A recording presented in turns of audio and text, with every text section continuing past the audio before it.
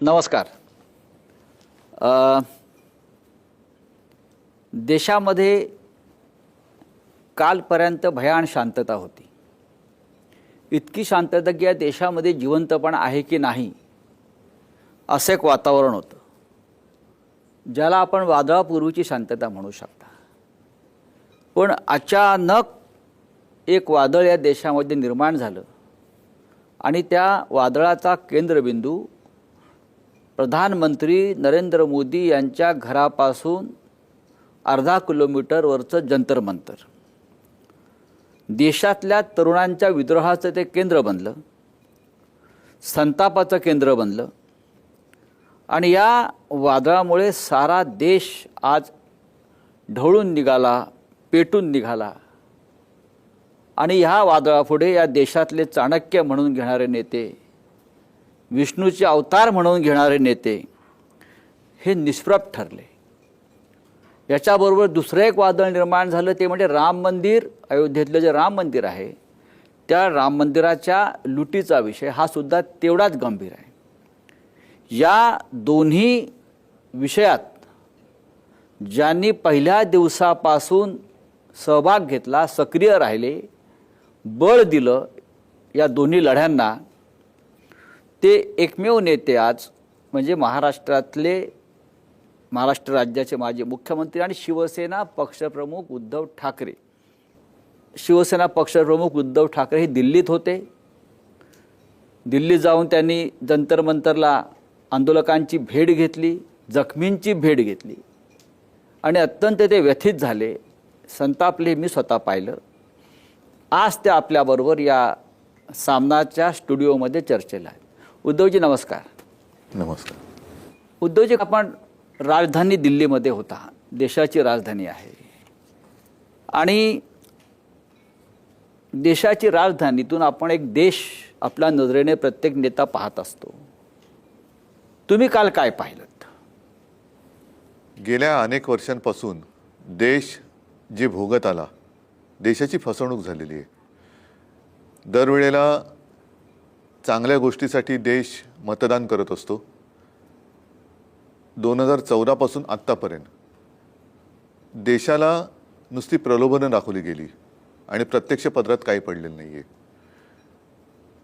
आपण जे मगाशी म्हणालात की जो एक उद्रेक आहे, हा उद्रेक केवळ नीट परीक्षेच्या पेपर फुटीचा नाही आहे, तर हा उद्रेक गेल्या 10 ते 12 वर्षामध्ये जी फसवणूक या देशाची केली गेलेली आहे त्याबद्दलचा हा असंतोष आहे.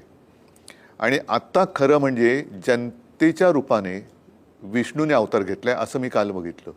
हा विष्णू आहे देश वाचवण्यासाठी, धर्म वाचवण्यासाठी. धर्म म्हणजे केवळ हिंदू मुसलमान असा नाही आहे, माणुसकीचा धर्म हा वाचवण्यासाठी जे रस्त्यावरती उतरलेले तरुण आहेत त्यांच्यासोबत त्यांचे आईवडील आणि आजी आजोबा सुद्धा आहेत. म्हणजे हा विष्णूचा अवतार आहे जो देश वाचवण्यासाठी यांनी जन्म घेतलेला आहे. उद्धवजी, आणि आपण पाहिलं असेल आणि आपणच चिंता व्यक्त केली की दिल्लीच्या अनेक रस्त्यावर हा संपूर्ण, ज्याला तुम्ही जेन झी म्हणता, हा तरुण अत्यंत संतप्त हो. काही लोक त्याला झुरळ म्हणतात. हो, झुरळ म्हणतात, कॉक्रोच म्हणतात. होय. पण हा ज्या पद्धतीनं तो दिल्लीच्या रस्त्यावर संतप्त होऊन वावरत होता, फिरत होता, पोलिसांशी संघर्ष करत होता, हे योग्य आहे का?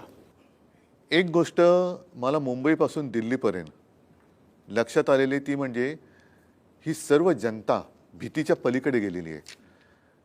भीतीची बंदूक त्यांच्या कपाळावरती किंवा मस्तकावरती आत्तापर्यंत या सरकारने जी रोखली होती, ती बंदूक आणि ती बंधनं जुगारून आताही स्वतःच्या जीवाची पर्वा न करता रस्त्यावरती उतरले. आणि का उतरणार नाही याचं कारण असं की 2014 पासून एका भोळ्या अपेक्षेने, भाबडेपणाने ज्यांना पाठिंबा दिला त्यांनीच पाठीतवार केल्याची भावना या जनतेच्या मनात आहे. आणि बघा ना तुम्ही, प्रत्येक ठिकाणी नकार घंटाच आहे. रोजगार मिळत आहेत का? नाही. रोजगार मिळत नाही आहे. महागाई कमी होते का? नाही. पेट्रोलचे भाव कमी झालेत का? गॅसचे भाव झालेत का? नाही. पेट्रोलमध्ये आता इथेनॉलचं मिश्रण म्हणजे त्याच्यात सुद्धा भेसळ व्हायला लागलेली आहे. रस्त्यावरती खड्डे पडत आहेत, पूल पडत आहेत, पक्ष फोडले जात आहेत, दानपेट्या म्हणजे राम मंदिराची पेटी दानपेटी फोडली जाते, फोडली म्हणजे लुटली जाते, पेपर फुटत आहेत. म्हणजे या सरकारला कशाचीच काही पडलेलं नाहीये. म्हणजे सरकार अपयशी आहे किंवा सरकार पूर्णपणे किंवा सरकार लुटारूच्या भूमिकेत आहे, नक्की तुम्हाला काय म्हणायचं आहे? सरकार म्हणजे शेवटी काय, सरकारी एक यंत्रणा आहे, व्यवस्था आहे. ज्यांना ती व्यवस्था यंत्रणा चालवता येत नाही अशा लोकांच्या हातात हे सरकार आहे. हे देशाचं दुर्दैव आहे आणि त्याच्या विरुद्ध आज जनता पेटलेली आहे. फक्त दिल्लीत नाही तर देशाच्या कानाकोपऱ्यामध्ये, खास करून तुम्ही मुंबईत सुरुवात केली. हो, अशा मी पहिल्या दिवसापासून यांच्या प्रकारे पाठीवर आपण पहिल्या दिवसापासून त्या आंदोलनात आहात. या देशाची तरुण पिढी त्यांच्या भवितव्यासाठी रस्त्यावरती उतरली आहे आणि ती या देशाची शिक्षण पद्धती आणि शिक्षण व्यवस्था कोलमडली आहे. हे या आंदोलनाचं मुख्य विचारधारा किंवा केंद्र आहे. बाकी कोणते विषय घेत नाही. ह्याच्यामध्ये मी म्हटलं ना की ही मालिका आहे. पहिली गोष्ट म्हणजे मला व्यवस्थित शिक्षण मिळत नाही, इथून या तरुणांच्या रागाला सुरुवात झालेली आहे. जो शिकलाय सवरलाय त्याला नोकरी मिळत नाही, ही दुसरी गोष्ट. नोकरी मिळाली तर घर चालवायला पगार पुरत नाही, ही तिसरी गोष्ट. त्याच्यानंतर मी ज्याला मत देतोय तो जागेवरती राहत नाहीये, तोच मला फसवतोय. स्वतःचे विकास होत आहेत पण मला साधी रोजीरोटी मिळत नाहीये आणि त्याच्यावरती मीठ चोळलं जाते. ते असं आहे, पंतप्रधानांकडनं सांगितलं जातं की 80 देशात साधारणतः आता किती 150 कोटी असतील लोक, त्यातल्या 80 कोटी लोकांना हे फुकट रेशन देतात. म्हणजे तुम्ही काय उपकार करतात का? कोणाला तुमचं काय फुकट नको आहे, त्यांना कष्ट करण्याची त्यांच्यात धमक आहे. त्या कष्टाला फक्त तुम्ही व्यवस्थित मान द्या, सन्मान द्या. आणि अशी मुलं जेव्हा रस्त्यावरती उतरतात त्यांची कॉकरोच म्हणून हेटाळणी केली जाते. अशी लोक काय लायकीची आहेत, ज्यांना म्हणजे तरुणांना कॉकरोच म्हणणारी लोक काय लायकीची? ही हेटाळणी या देशाच्या मुख्य न्यायाधीशांनी केली आहे. हो, पण ही अयोग्य आहे. कॉकरोच म्हणजे म्हणून मी म्हटलं ना की आपल्या देशाच्या स्वातंत्र्य संग्रामात अनेक क्रांतिकारिकांनी आपलं शहीद झालेत, जीव दिलाय, प्राण दिलाय. कोणासाठी दिला? काय वय होती त्यांची? ही जेनझीच म्हणजे ज्याला आपण आता जेनझी म्हणतो, तेव्हा तो शब्द नसेल मला माहिती नाही, कारण मी नव्हतो त्या काळामध्ये, आपणही नव्हतो. पण त्यांनी त्यावेळेला जर का देशाच्या स्वातंत्र्यासाठी घरादाराची प्राण्याची पर्वा न करता आहुती दिली असेल तर त्यांनी जीव दिला नसता, प्राण दिले नसते, ते शहीद झाले नसते तर ही खुर्चीची ऊब तुम्हाला उभवायला मिळाली असती का? म्हणजे हा त्यांचा अपमान आहे. छत्रपती शिवाजी महाराजांनी 17व्या वर्षी तोरणा जिंकला, ज्ञानेश्वरांनी ज्ञानेश्वरी लिहिली. मग त्यांचं कर्तृत्व हे तुमच्यापेक्षा कित्येक पटीने मोठं आहे. तुम्ही फक्त खुर्चीवर बसलात म्हणून आदरणीय असं नाहीये. नाही, ह्याला असं तुम्हाला खुर्चीबद्दल आदर जरूर आहे, पण त्या खुर्चीवर अशिक्षित लोक बसल्यामुळे खुर्चीचा मान वाढेल अशी वर्तवणूक जर कोण करणार नसेल तर त्याचा आदर कोणी ठेवणार नाही. या देशाचं आत्ता सुद्धा जे काही मी वाचलं की काल त्यांच्यासमोर परवा जो काय लाठी हल्ला झाला, आपणही माझ्यासोबत होतात. अगदी एक मुलगी वेवळून सांगत होती, आक्रोश करत होती, म्हणजे उद्वेग होता की तिचे कपडे फाडले गेले. मुलींना मारहाण करण्यात आली, अनेकांना काठीला खिळे लावून मारले. ह्याच्यामध्ये काही त्यांचे गुंड घुसवले जे सिव्हिल ड्रेसमध्ये होते पण त्यांच्या हातात पोलिसांचे दांडुके होते. म्हणजे मुलींना कशा पद्धतीने वागवलं, कशा पद्धतीने लाडक्या बहिणी किंवा लाडक्या मुली आहेत. ते व्हिडिओ सादर करू पाहत असताना कोर्ट सांगते आम्हाला पाहायला वेळ नाही. कोण आहात तुम्ही? कोण तुम्ही? कोणासाठी बसलात तिकडे? हा प्रश्न विचारायचा नाही. म्हणजे तुम्हाला कुत्र्यांसाठी मांजरांसाठी सुमोटो सगळं करायला वेळ आहे, पण देशाच्या भविष्यासाठी त्यांच्यावरती होणाऱ्या अत्याचारांचे व्हिडिओ बघायला तुम्हाला वेळ नाही. म्हणजे धृतराष्ट्र झालात की काय तुम्ही? हे तुम्ही देशाच्या न्याय व्यवस्थेविषयी म्हणताय. हो, द्रौपदीने धृतराष्ट्राकडे न्याय मागण्यासारखं झालंय का आता? मग कशाला चंद्रचूडाने त्या न्यायदेवतेच्या डोळ्यावरची पट्टी काढली होती? का काढली? तुम्हाला काय वाटतं? आता काढून तरी काय उपयोग आहे? जर तुमच्या डोळ्यादेखत सगळं घडूनही तुम्ही ते डोळे झाक करणार असाल तर त्या न्यायदेवतेने ती म्हणेल मला परत पट्टी बांधा. हा देशातल्या जनतेचा अपमान आहे आणि तो कोणीही करता कामा नये. सगळं त्यांच्याबद्दल काही बोललं तर लगेच हक्कभंग होतो किंवा मानहानी होते, पण माझ्या देशाच्या भविष्याशी तुम्ही टिंगल करताय, ही देशाची मानहानी आहे. उद्धव साहेब, आपण पाहिलं असेल की देशाच्या सीमेवरच्या अनेक राष्ट्रांमध्ये, मग नेपाळ असेल, बांगलादेश असेल, पुढे लिबिया असेल, तिकडे सुद्धा जेन झी रस्त्यावरती उतरलं आणि त्यांनी सत्ता बदल केला. ही ताकद आहे त्यांची. आणि तेव्हा आपल्या देशाची भावना होती अनेकांची की आपल्याकडे हे कधी होईल, आपल्याकडे हे कधी होईल. बघा आज शेवटी ते आपल्याकडे तुम्हाला होताना दिसतंय का? शेवटी हे व्हावं अशी कोणाची काही इच्छा नसते. या टोकापर्यंत या तरुणांना जाण्याची वेळ यावी ही कोणाचीच इच्छा नसते. साधी गोष्ट होती किंवा साधी गोष्ट ह्यापुरती मी म्हणेन की परीक्षेचा अभ्यास करून जेव्हा एखादा मुलगा किंवा मुलगी परीक्षेला जाते आणि त्याच्यानंतर तिला पेपर दिल्यानंतर कळतं की पेपर फुटलाय. आता जवळपास 20-22 मुला-मुलींनी आत्महत्या केल्या. त्यांचे पालक त्याच्यामध्ये होते होते ना. अनेक म्हणजे काही मुलांनी तर परीक्षेच्या टेन्शननी आत्महत्या केली. मग तुम्ही त्यांच्या भावनेची किंवा त्यांच्या त्रासाची कदर करणारच की नाही. आणि एवढं शिकल्यानंतर सुद्धा जर त्यांच्या कपाळी बेकारीचा सोटाच येणार असेल तर मग काय आहे, भविष्य काय? का ही मुलं रस्त्यावरती का उतरले? परीक्षा केंद्रात जाऊ इच्छिणारी मुलं रस्त्यावरती का उतरलेत ह्याचा विचार कोण करणार? तुम्ही जेव्हा जंतर मंतरला पोहोचलात रात्री, पाऊस होता, तरीही लोक, तरुण मुलं असंख्य म्हणजे मोठ्या संख्येनं, हजारोच्या संख्येनं तिकडे होती. तुम्ही भाषण केलं, तो एक समोरून प्रतिसाद देत होता. जंतर मंतरवरचं ते चित्र पाहून तुम्हाला काय वाटलं? दोन्ही गोष्टी आहेत. एक तर हृदय पिळवटून टाकणारं तो सगळा विषय आहे. मात्र त्याचबरोबरीने समोर जो काय सगळा तरुण वर्ग होता, म्हणजे देशाचे भाग्य विधाते होते, त्यांच्यातली हिंमत बघून एक मला पण वाटलं की देश जिवंत आहे. देश जिवंत आहे आणि हा जिवंतपणा जोपर्यंत देशात आहे तोपर्यंत आपल्या देशावरती हुकुमशाही येऊ शकत नाही, हा एक विश्वास मिळाला. धर्मेंद्र प्रधान असं म्हणतात, तुम्ही ज्याला जिवंतपणा म्हणताय की या जिवंतपणा नसून हा अतिरेकीपणा आहे आणि ही गुंडागर्दी आहे. हा धर्मेंद्र आहे. हा हा धर्मेंद्र प्रधान आहे. बरं, ह्याच्यात धर्म कुठे?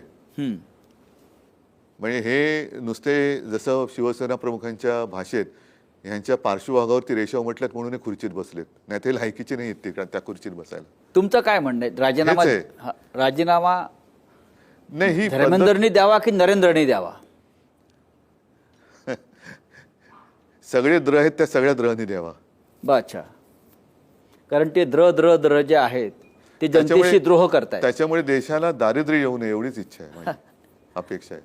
उद्धवजी, हे 12 वर्ष सरकार राज्य करत आहे, 12 वर्ष, आणि 12 वर्ष जनता एका दबावाखाली किंवा एका अंधभक्तीखाली या देशात जगत राहिली.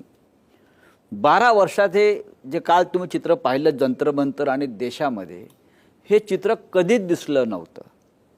आणि अचानक भूकंप व्हावा आणि जमिनीतून लाव्हा वर उसळावा, हा विष्णूचा अवतार आहे, मी बोललो ना. हां, आपण जे म्हणताय, पण तुम्हाला वाटतं लोकांचं भय संपलं की जनता झोपली होती? नाही, लोकशाही झोपली होती. बघा मी तुम्हाला सांगतो की हे राज्यकर्ते निर्दयी आहेत पण जनता दयाळू आहे. आणि म्हणून जे आपण म्हणतो ना की जनतेची स्मरणशक्ती ही काय शॉर्ट असते, तसं नाहीये. लोक बघत असतात पण लोक म्हणतात ठीक आहे, जाऊ दे. पण किती जाऊ दे? ते जाऊ दे करताना सगळंच जायला लागलं.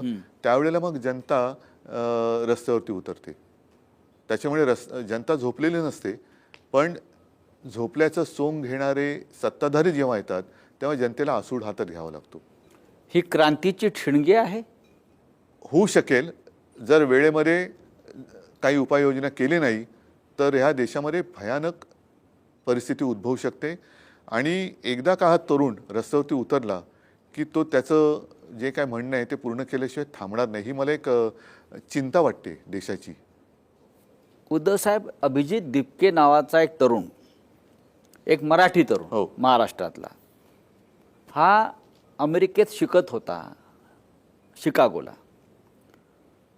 आणि तिथे सरन्यायाधीश सूर्यकांत यांचं जे झुरळा संदर्भातलं वक्तव्य आहे तरुणांना, त्यांनी बेरोजगारांना कॉक्रोच म्हटलं, झुरळ म्हटलं, त्यानंतर तो तरुण संतप्त होतो,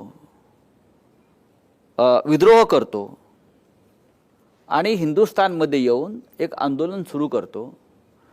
आणि त्याला तरुणांचा प्रचंड पाठिंबा मिळतो, जे आतापर्यंत गेल्या 12 वर्षामध्ये कोणत्याही विरोधी पक्षाला करता आलं नाही.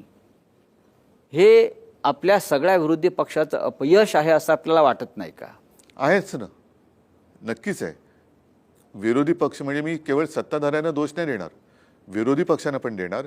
आणि म्हणूनच मी मध्ये माझं मी कुठेतरी बोललो आहे की देशाच्या जनतेचा राजकारण्यांवरचा विश्वास आता उडालेला आहे. कारण शेवटी स्वतःच्या स्वार्थासाठी पक्ष फोडले जातात. आज हे धर्मेंद्र प्रधान असतील, इतर सगळे असतील, अगदी गृहमंत्री अमित शहांचं सुद्धा हे अपयश आहे की जे पक्ष फोडण्यामध्ये त्यांचं सत्ता कारण सगळं करतायत. हेच जर का तुम्ही धर्मेंद्र प्रधानने नंतर मग सगळी मिलिटरीची यंत्रणा वापरली पेपर निर्णय आणण्यासाठी, हे पेपर फुटण्याच्या आधी का नाही वापरली? तुम्हाला काम दिले ना, लोकांनी निवडून दिले, निवडून दिल्यानंतर तुम्ही तुमच्या खात्याचं काम करा ना. तुम्ही तुमच्या खात्याचा दुरुपयोग पक्ष फोडण्यासाठी करताय. म्हणजे अगदी बंगालमध्ये सुद्धा CRPFचे जवान घुसून तुम्ही स्वतःच्या पक्षाला विजयी करून घेतलं. अशा वेळेला सगळ्यांवरचाच विश्वास उडालाय. म्हणजे जे सैन्य आजपर्यंत पाकिस्तान व्याप्त काश्मीरमध्ये आणि घुसवायला पाहिजे होतं, ते तुम्ही बंगालमध्ये घुसवताय निवडणूक जिंकायला, तिकडे दमदाटी करून निवडणूक जिंकताय. जे मणिपूरमध्ये घुसवायला पाहिजे होतं ते तुम्ही बंगालमध्ये घुसवताय. जे मणिपूरमध्ये त्यांनी शांतता निर्माण करण्यासाठी वापरायला पाहिजे ती शक्ती, ती आज आमच्या तरुणांवरती, मुलींवरती लाठ्या काठ्या आणि अगदी निर्दयीपणाने अश्रुधूर वापरण्यासाठी तुम्ही सोडण्यासाठी करताय. आणि त्याच्यावरती प्रश्न विचारायला गेल्यानंतर देशद्रोही ठरवलं जाते.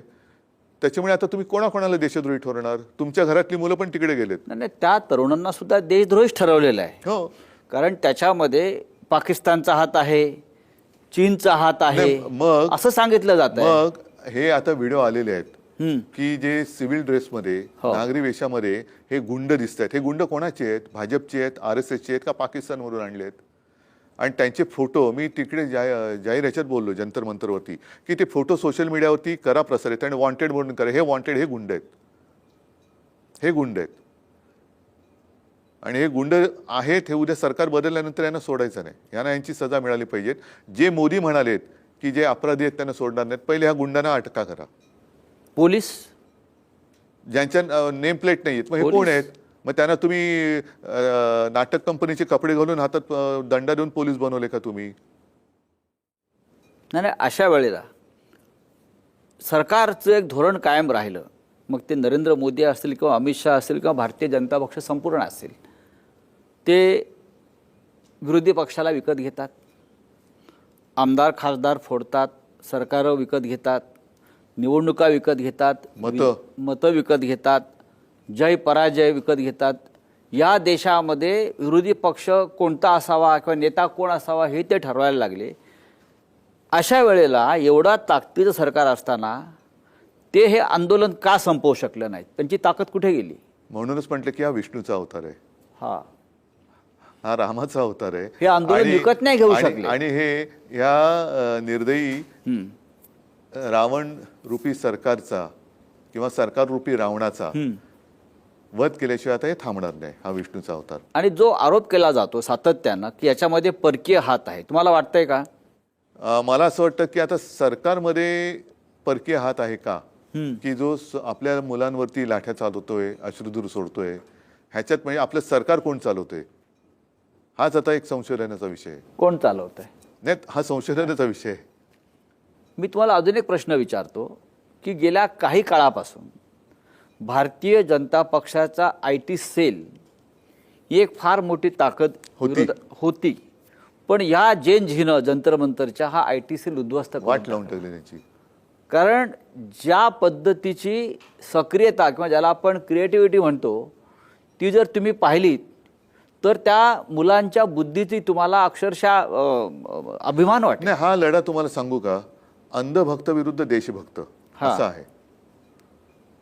अंधभक्त विरुद्ध देशभक्त असा हा लढा आहे. म्हणजे लहान मुली घोषणा देत होत्या. हो. काय घोषणा देत होत्या? आपण मोदींच्या 56 इंचाच्या छातीची नेहमी आपण टीका केली, पण त्या लहान मुलांची घोषणा होती 4, आया आया 56 इंच का बंदर, बाल नरेंद्र बाल नरेंद्र. आणि या घोषणा लोकप्रिय झाल्या, सर्वत्र व्हायरल झाल्या. कोणी गाणी म्हणताय, कोणी तिथे नाटक करताय, कोणी भाषण करताय, कोणी कविता नाही, लोकांना करताय. आता बंदुकीची भीती नाही राहिली, तुरुंगवासाची भीती नाही राहिली आणि हे खूप कौतुकास्पद पण आहे आणि त्याचबरोबरीने सत्ताधाऱ्यांच्या दृष्टीने धोकादायक आणि भीतीदायक आहे. आपल्या देशातल्या लोकशाहीची प्रकृती सध्या कशी आहे? लोकशाहीला मला असं वाटतं या आंदोलनाने आता ऑक्सिजन मिळालेलं आहे. हं. जी मरणप्राय झाली होती तिला आता ऑक्सिजन मिळालेलं आहे. कारण कोणाकडेच दाद मागून जर का न्याय मिळणार नसेल आणि द्रौपदीचं वस्त्रहरण होताना धृतराष्ट्र काही हलणार नसेल तर मग ती कोणी कविता लिहिले ना, सुनो द्रौपदी शस्त्र उठा लो, शस्त्र अब उठा. गोविंद ना आएंगे.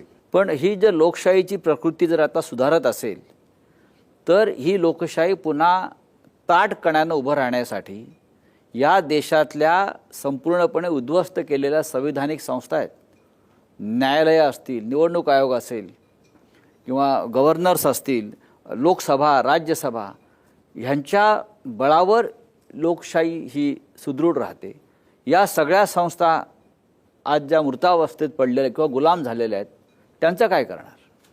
काही मृतावस्थेत आहेत पण काही दबावाखाली आहेत. हा दबाव एकदा जर का संपला की मला असं वाटतं त्यांना परत नवीन कोंब फुटतील. कारण ह्या गोष्टी होतात, हा निसर्गाचा नियम आहे की पानं झडतात, पानं नव्याने येतात, तर नवीन कोंब येतील. लोकशाही काय मरणार नाही देशातली. जंतर मंतरचे सगळ्यात मोठे पडसाद महाराष्ट्रात उमटले आणि ते शिवसेनेनं सगळ्यात आधी त्याच्यावरती एक भूमिका घेतली. तुम्ही किंवा आदित्य ठाकरे ह्याने नुसती भूमिका घेतली नाही तर आपण शिवाजी पार्क शिवतीर्थावरती जो एक विराट असा तरुणांचा एक मेळावा घेतलात आणि त्याच्यामध्ये ज्या आपल्या भूमिका मांडल्यात त्याच्यामुळे अख्ख्या महाराष्ट्राच्या कानाकोपऱ्यामध्ये आता हे पडसाद उमटू लागलेले आहेत. तुम्हाला असं का वाटलं की आपण तात्काळ या तरुणांच्या आंदोलनाला पाठिंबा दिला पाहिजे? शिवसेना ही तरुणांचीच संघटना आहे आणि शिवसेनेचा जन्मच मुळात बाळासाहेबांनी इथल्या भूमिपुत्रांच्या न्याय हक्कासाठी तो दिला. जर तरुणांसाठी ही संघटना लढणार नसेल तर तरुणांसाठी दुसरं कोण लढणार? आणि काय चूक आहे त्यांचं? एक अभिजित दिपके तो तिकडे होता ना, व्यवस्थित होता, शिकत होता, तो शिकून करायची तिकडे नोकरी पकडून राहिलाही असता. त्याला काय गरज होती हा विषय उचलण्याची? बरं, विषय उचलला तो उचलला, तिकडनं पण तो म्हणजे उंटावरनं शेळ्या हाकू शकला असता. तो ते सोडून इकडे आला. आल्यानंतर आज अनेक तिकडे असंख्य तरुण मुलं मुली हे घरदार सोडून कित्येक दिवस, जवळपास आता महिना झाला, हे तिकडे आहेत आणि रोज गर्दी वाढते. आणि ही मुलं जर का स्वतःच्या न्याय हक्कासाठी आवाज उठवत असतील तर त्यांना आपण बळ देणं हे कर्तव्य मानलं पाहिजे आणि सगळ्यांनी त्यांच्या मागे उभं राहिलं पाहिजे, सोबत उभं राहिलं पाहिजे. या आंदोलनामध्ये महाराष्ट्रात तुम्ही स्वतंत्रपणे करता की तुमच्याबरोबर तुमचे इतर सुद्धा? नाही, आत्ताच मी राजाकडे होतो. आम्ही म्हणजे शिवसेना आणि मनसे तर एकत्र आहोतच. काल माझं राहुलजींबरोबर बोलणं झालं. त्याच्यानंतर त्यांचे प्रदेशाध्यक्ष सुद्धा बोलले की आम्ही सुद्धा तुमच्या सोबत आहोत. मी इतर राज्यातले काही नेत्यांशी सुद्धा बोललेलो आहे. ते सुद्धा त्यांच्या त्यांच्या परीने हे सगळं करतायत. मात्र आता ह्या तरुणांना दिशा दाखवण्याची गरज आहे, नेतृत्व करण्याची गरज नाही. आता ह्यांना हे उतरलेत रस्त्यात. फक्त त्यांनी त्यांच्याकडनं वेडवाकडं काही होऊ नये असं जर का वाटत असेल तर सरकारने सुद्धा वेडवाकडं पाऊल उचलता कामा नये. पण सरकारला पूर्ण आत्मविश्वास आहे. कारण शेवटी ते आजही चर्चेला तयार असतील तर सरकारने त्यांच्याबरोबर चर्चा केली पाहिजे. पाकिस्तान बरोबर चर्चेचे दरवाजे खुले ठेवा सांगणारे RSS ह्या आंदोलनात गप्प काय का सांगत नाही की या मुलांसोबत जाऊन चर्चा करा? पाकिस्तान बरोबर चर्चेचे दरवाजे उघडे ठेवले पाहिजेत. आम्ही म्हणजे हिटलर नाही, तर मग पाकिस्तान बरोबर तुम्ही हिटलर नसाल तर मुलांबरोबर हिटलरची भूमिका का करताय? हो, पण सरकार आजही या आत्मविश्वासात आहे किंवा आपल्या भाषेमध्ये मस्तीत किंवा माजात आहे की आम्ही हे मुलांचं आंदोलन सहज चिरडून टाकू, त्याच्यावेळी आम्ही चर्चा करणार नाही. याच्याविषयी आपलं काय म्हणणं आहे? त्याने आजूबाजूला बघायला पाहिजे. ज्या शेख हसीनाना त्याने आश्रय दिलाय त्यांना विचारा की बाबा तुम्ही का नाही चिरडू शकला ते आंदोलन? नेपाळचे जे पंतप्रधान आता कुठे पळालेत नाही पळाले असतील तिकडे, त्यांना विचार तुम्ही का नाही चिरडू शकलात? कारण देश म्हणजे दगडधोंडे नाही, तो देश म्हणजे देशातली जनता. आणि ती जनता लोकशाहीमध्ये जसं जनता मत देते, तर मत देण्याचे आणि मत व्यक्त करण्याचे जनतेला प्रकार माहिती आहेत. सोनम वांगचूक हे आंदोलनाचे नेते आहेत. सरकारनं त्यांना जबरदस्तीनं इस्पितळात घेऊन गेले. त्यांचं असं म्हणणं आहे की हा देशाच्या दुसऱ्या स्वातंत्र्याचा लढा आहे. हे आपल्याला मान्य आहे का? असं आहे की पहिलं स्वातंत्र्य दुसरं स्वातंत्र्य असं करण्यापेक्षा मी म्हणेन हा स्वातंत्र्य टिकवण्याचा लढा आहे. आपण स्वतंत्रच आहोत, पण ह्या स्वातंत्र्यावरती जर कोणी कब्जा करण्याचा प्रयत्न करत असेल तर ते पाश आवडले जाण्याच्या आधी तोडणं, म्हणून हे स्वातंत्र्य ही टिकवण्याची लढाई आहे. हे जरी आपण टिकवत असाल तरी आपण एक प्रमुख राजकीय पक्षाचे प्रमुख आहात आणि प्रत्येक आंदोलनामध्ये प्रत्येक राजकीय पक्ष, मग विरोधी पक्ष, मग राहुल गांधी असतील, अखिलेश यादव असतील, ते राजकारणाचा विचार नक्कीच करतात याचे पुढले परिणाम काय होतील. हे आंदोलन सुरू असताना तुमच्यासमोर निवडणुकांचा विचार आहे का? कारण कारण कारण लोकसभा असतील, विधानसभा असतील, अजून 2.5 वर्ष आहेत. 2.5 वर्ष या आंदोलनाची धग तुम्ही टिकवू शकाल? पण तोपर्यंत मग अशी मुलं जाताना बघत बसायचं, पेपर फुटताना बघत बसायचं, मुलांचे आयुष्य उद्ध्वस्त होताना बघत बसायचं. 2.5 वर्ष तुम्ही काय करणार आहात? समजा उद्या सरकारनं आंदोलन थंड केलं, हे करू देत. उद्या नरेंद्र मोदी एखाद्या मंदिरात जातील, तपाला बसतील, तपश्चर्या करतील, बाहेरून म्हणतील मी प्रायश्चित घेतलं आणि परत अंधभक्त टाळ वाजवायला लागतील. नाही, आता म्हणून म्हटलं ना की शेवटी आपण कशासाठी जगतो हा विचार जनतेने केला पाहिजे. जर मी जनतेसाठी लढत असेन तर मी निवडणुकीचा विचार न करता मुलांच्या न्याय हक्कासाठी रस्त्यावरती आलं पाहिजे किंवा त्यांच्यासोबत राहिलं पाहिजे. आता आपण आपलं काम करावं, हे आंदोलन थंड व्हावं म्हणजे कसं की चांगल्या पद्धतीने मिटावं अशी माझी आज सुद्धा इच्छा आहे. मला असं नाही वाटत की या देशामध्ये दंगे धोपे व्हावेत, या देशात हिंसाचार व्हावा, असं मला अजिबात वाटत नाही. या मुलांच्या मागणीकडे तुम्ही माणुसकीच्या नजरेने बघावं, त्यांच्यासोबत जाऊन बसावं, बोलावं आणि आंदोलन संपवावं. बघू पुढच्या वेळेला 2 वर्षांनी जे विषय असतील ते राजकीय विषय राजकारणात घेऊ. पण मुलांचं आयुष्य पणाला लावून तुम्ही राजकारण करणार असाल तर तुम्ही पापी आहात. मला माझ्या राजकारणासाठी मुलांची जीव नाही घ्यायची. शिवसेना 60 वर्षाची झाली आणि या 60 वर्षामध्ये शिवसेनेनं अनेक आंदोलनं केली आणि ती सगळी आंदोलनाचा केंद्रबिंदू हा तरुण वर्गच होता. शिवसेना प्रमुखांनी जेव्हा पक्षाची स्थापना केली तेव्हाही ते तरुणांचेच नेते होते. या देशातल्या तरुणांमध्ये ती शक्ती परिवर्तनाची अजूनही आहे असं आपल्याला वाटतं का? हो, ती दिसते. कारण शिवसेना प्रमुख जे म्हणायचे की शरीर थकत जातं, वय वाढत जातं, पण ज्या दिवशी तुम्ही मनाने थकाल, मनाने वृद्ध व्हाल तेव्हा तुम्ही संपलात. तुमचं वय हे निसर्गाचं आहे, पण मनाचं तारुण्य टिकवणं, आणि तारुण्य म्हणजे काय की आत्ताच्या मुलांबरोबर त्यांच्या वेदना समजून घेतल्या पाहिजेत, त्यांच्या व्यथा समजून घेतल्या पाहिजेत. त्या जर का तुम्ही समजून घेत असाल तर तुम्ही त्यांचे नेते होऊ शकाल. नाहीतर तुम्ही तरुणात पण त्यांना समजूनच घेत नाही तर काय उपयोग आहे तुमच्या वयाचा? उद्धवजी, अजून एक महत्त्वाचा विषय या देशात सध्या नव्हे तर जगभरातल्या हिंदूंमध्ये खास करून हा चर्चेला जातोय किंवा त्याविषयी पण प्रचंड संताप आहे. तो म्हणजे अयोध्येमध्ये जे राम मंदिर उभं राहिलं, अनेकांच्या बलिदानातून, त्यागातून, संघर्षातून, त्या राम मंदिराच्या दानपेटीच्या 550 कोटीच्या दानपेट्या चोरीला गेल्या. राम मंदिरामध्ये देणग्यांचा अपहार झाला आणि हा अपहार जवळजवळ 13,000 कोटीचा आहे. प्रत्यक्ष रामाची किंवा राम मंदिराची ही लूट जेव्हा समोर आली किंवा आत्ता त्याच्यामध्ये सुद्धा लोक संताप व्यक्त करतात, ह्याच्यावर तुमचं काय मत आहे? राम मंदिर लुटलं गेलं. आता ह्या सरकारने फोडाफोडी नाही, हे मोगलांनी मंदिर लुटलंय का असं मी विचारतो परत.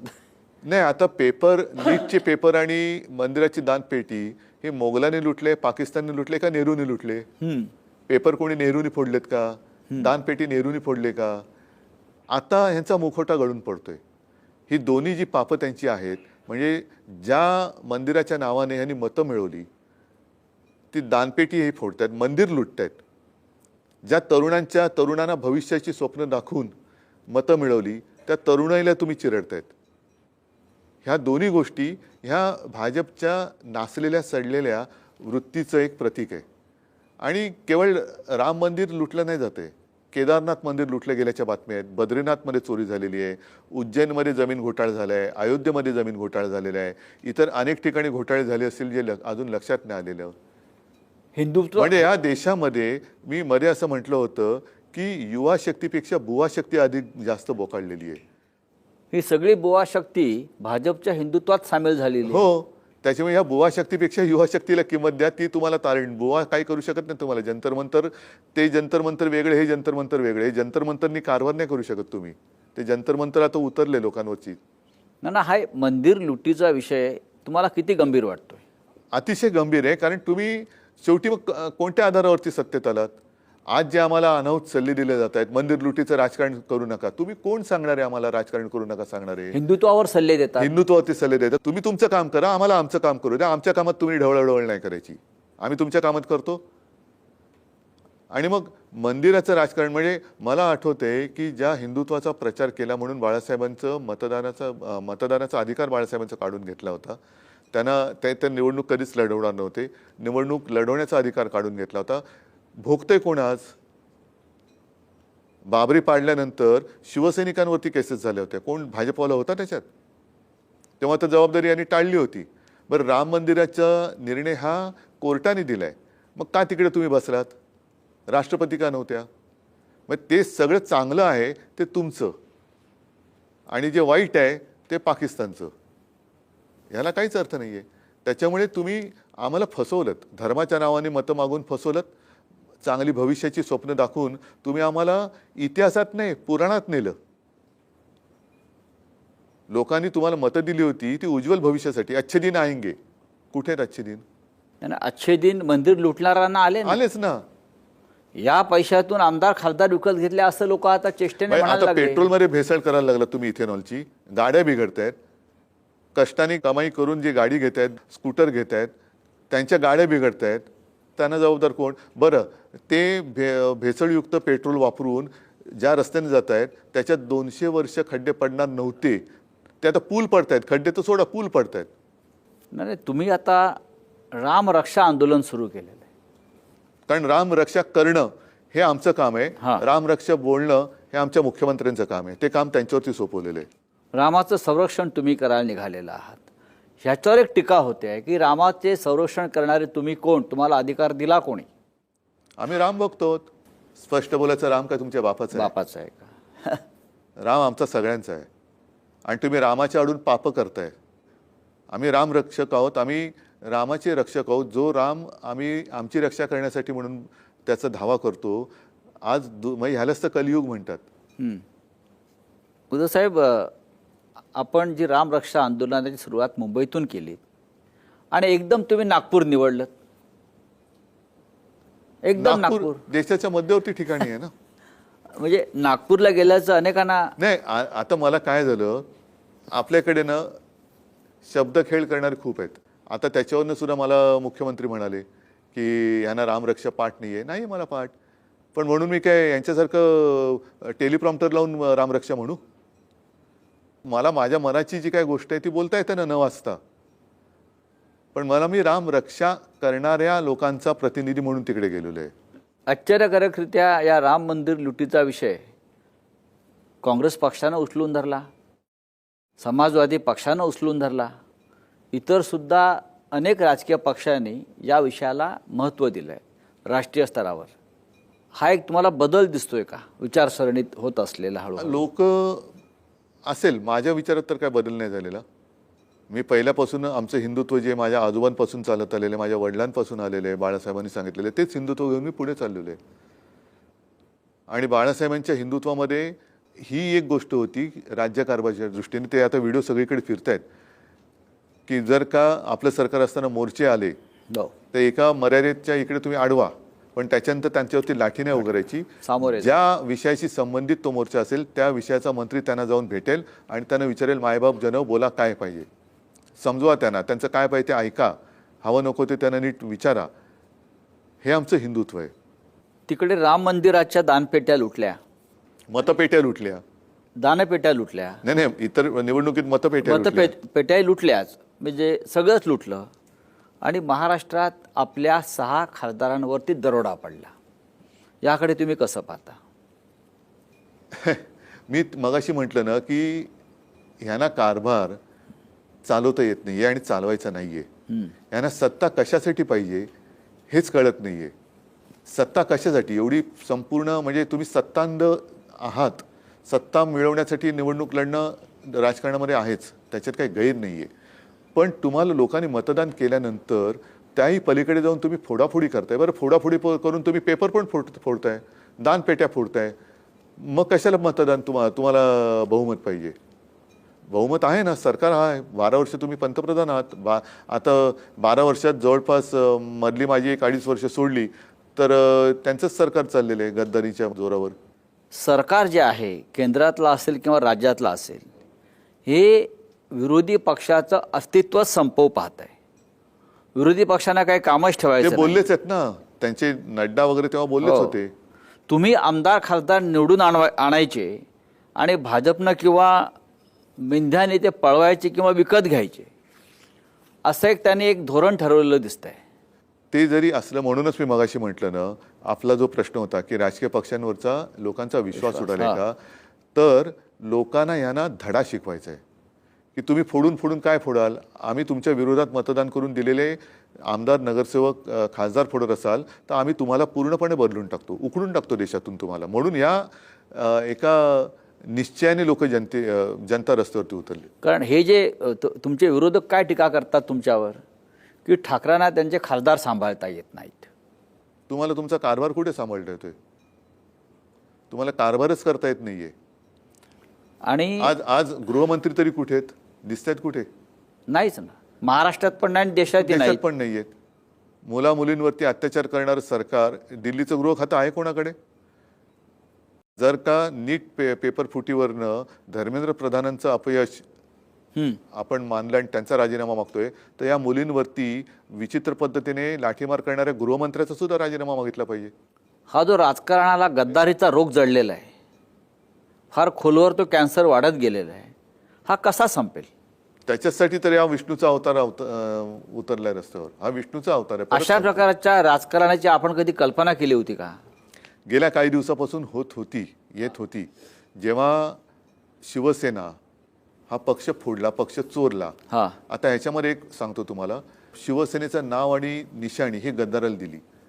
निशाणी ही गोठवली पाहिजे आणि नाव दुसऱ्याला देण्याचा अधिकार निवडणूक आयुक्ताच्या बापाला नाही. तो मी मानायला तयार नाही, हे मी ऑन रेकॉर्ड बोलतोय. कारण शिवसेना हे नाव माझ्या वडिलांनी दिलेलं आहे, ते बदलण्याचा अधिकार ह्या देशात कोणालाही नाही आणि तो मी ऐकणारच नाही, मानणारच नाही. तेव्हा शिवसेना ही शिवसेनाच आहे, ती दुसरी आहे ती शहासेना आहे. त्याला तुम्ही शहासेना द्या, नाव द्या आणि त्यांना काय तोफ द्या, अणुबॉम्ब द्या, विमान द्या राफेलचं निशाणी म्हणून, चालेल मला. याला न्यायालय किती जबाबदार आहेत? आता मधल्या काळामध्ये सगळेच म्हणतात ना की न्यायालयाने, म्हणजे हेच आत्ताचे जे सरन्यायाधीश आहेत तेच म्हणाले की न्याय नाकारणं म्हणजे न्याय नष्ट करणे, डिस्ट्रॉय करणे. कारण आता नवीन केस झाली आमची 6 खासदारांची. हो, तेच मी विचारतो. पहिला निकाल लागायचा आहे आणि दुसरी केस चालू झाली. या सगळ्याचा निकाल, पहिल्याचा निकाल लागत नाही. या सगळ्याचा निकाल आता ही जनता लावेल. हा जो पैशाचा खेळ महाराष्ट्राच्या राजकारणात सुरू झालेला आहे, हा इतका पैसा येतो कुठून? 50-50 कोटीला जर आमदार खासदार विकले जातात, 50 कोटी लहान रक्कम नाही आहे उद्धवजी, तुम्हालाही माहिती आहे. हा पैसा एवढा कुठून येतो? मिसिंग लिंकमधून येतो की खड्ड्यातून येतो? का घरी छापतात? की घरी छापतात? का पाकिस्तानातून येतो? नाही, हे एकदा लोकांना कळलं पाहिजे. तुमचं काय मत, हा पैसा येतो कुठून? सरकार बदलल्यानंतर पहिला शोध तोच लावावा लागेल. हा पैसा आला कुठून आणि गेला कुठे? कारण हे फार फार वाईट चाललेलं आहे. म्हणजे तुम्ही काही करा, मी तुम्हाला विकत घेऊ शकतो, ही मस्ती फार वाईट आहे. पण महाराष्ट्रात बदल घडतील असं वाटतं भविष्यात आपल्याला? माझं म्हणणं आहे की देशातच बदल होईल. बरं, एकतर भाजपने, तुम्ही आशावादी आहात? एकतर भाजपने स्वतःला बदलावं, नाही तर देश त्यांना बदलेल. राज ठाकरे महापालिकेत तुमच्याबरोबर होते, नंतर ते फार दिसले नाहीत. पुढल्या घडामोडीमध्ये तर रविवारी आम्ही आहोत नाही हां, अच्छा, आपण मोर्चा काढताय. हो. विधानसभा असतील किंवा लोकसभा असतील किंवा महाविकास आघाडी असेल, इंडिया ब्लॉक काय म्हणताय? इंडिया ब्लॉक सध्या ब्लॉक झालेले आहे. पण ब्लॉक जर झाला असलं तरी तुमच्यासारखे नेते त्या ब्लॉकमध्ये आहेत. आमचा प्रयत्न सुरू आहे. झुरळ जनता पार्टीचं भविष्य काय? बघा, शेवटी ही एक आंदोलनाची ठिणगी आहे. तुम्ही असं समजू नका लगेच की झुरळ जनता पार्टी निवडणूक लढवेल, कॉक्रोच जनता पार्टी सत्तेवर येईल. शेवटी ती आज मुलं आहेत. ते एका उद्वेगाने रस्त्यावरती उतरलेत आणि त्यांना कॉक्रोच म्हटल्याचा एक त्यांना भयंकर राग आलेला आहे. तो राग आत्ता व्यक्त होतोय. लगेच त्यांनी ते देशात काय राज्य करतील, काय करतील, हा पुढचा विषय आहे. ते त्यांना ठरवू द्या. पण आत्ता मला असं वाटतं की आपण सगळ्यांनी यांच्यासोबत राहणं गरजेचं आहे. नाहीतर हे जे बसलेत, ज्यांना मी माझ्या रविवारच्या भाषणात सत्तेला चिकटलेल्या गोचिड आणि लोकशाहीचं रक्त पिणाऱ्या गोचिडी म्हणतोय, हे सगळं रक्त शोषून घेतील आणि मग आपल्याला कोण वाचवणार नाही. शिवसेनेच्या राजकारणाची पुढली दिशा काय आहे? पुढली दिशा जे आहे त्याच दिशेने वाटचाल करणं, न थकता न थांबता. कार्यक्रम काय आहे? तरुणांच्या मागे उभं राहत आलेलो आहे आणि जसजसे विषय येतील तसतसं योग्य अयोग्य करत त्यांच्या सोबत राहणं. नुकताच तुम्ही 6 जिल्ह्यांचा दौरा केलात आणि तो फार मोठा दौरा होता. तुम्ही नागपुरात सुद्धा जाऊन आलात. हो, तुम्ही दिल्लीत काल जाऊन आलात आणि जंतर मंतरच्या हजारो आंदोलकांना भेटलात. मला जिथे जिथे जाणं आवश्यक वाटेल तिथे मी जाणार, लोकांना भेटणार, मी जाणार. रामरक्षा आंदोलन चालूच राहणार. रामरक्षा आंदोलन चालूच राहणार. याचं कारण असं की कदाचित मला अशी आता भीती वाटते की ह्या प्रकरणाचा एक काय खोटा तपास केला जाईल.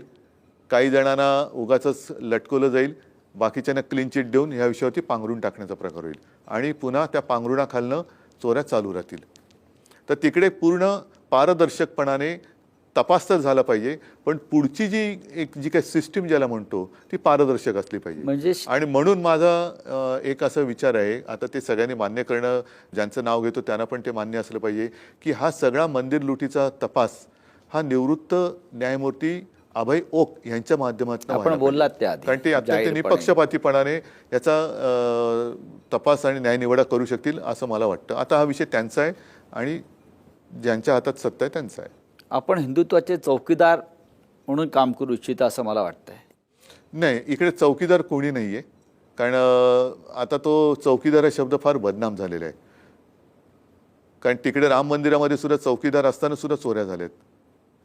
त्याच्यामुळे बाबा मी जसा आहे, मी देशभक्त हिंदू आहे, त्याच्यामुळे मी आहे तसाच मला राहू द्या.